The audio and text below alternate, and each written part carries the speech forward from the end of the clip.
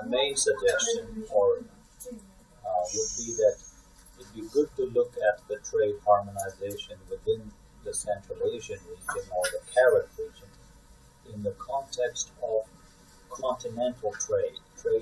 Most of the trade, the demand and supply is between China, Southeast Asia, South Asia, and Europe.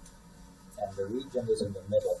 So as it thinks about harmonizing its trade within the region, it should be done in the context, it would be best done in the context of the continental trade. And with that in mind, one has a lot of examples that one can look at. I think probably the most, well, at least one relevant example to look at would be ASEAN. In 1967, they felt and experienced similar barriers to trade and to thinking as the CARIC region or the Central Asia does today. And so it would be good to learn what were the processes that went into play to where ASEAN is today, and maybe there are some lessons to be learned as CARIC and Central Asian region goes forward.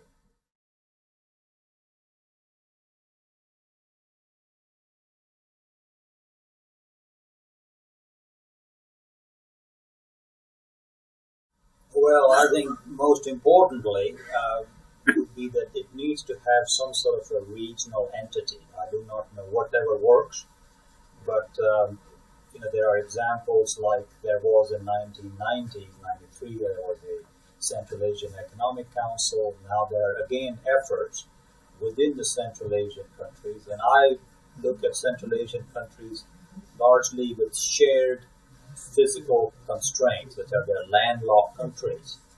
And so you have certainly the Kazakhstan, Uzbekistan, Kyrgyzstan, Tajikistan, Turkmenistan, Afghanistan.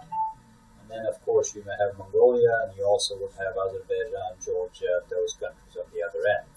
But at least the six in the middle, with Afghanistan and others, it would be worthwhile for them to come up with some sort of an entity that allows them to coordinate and represent a common shared interest, values, so that they are better positioned to optimize their particular interest as the transcontinental trade goes. I think they will be stronger together than individually. And what that shape takes place, it's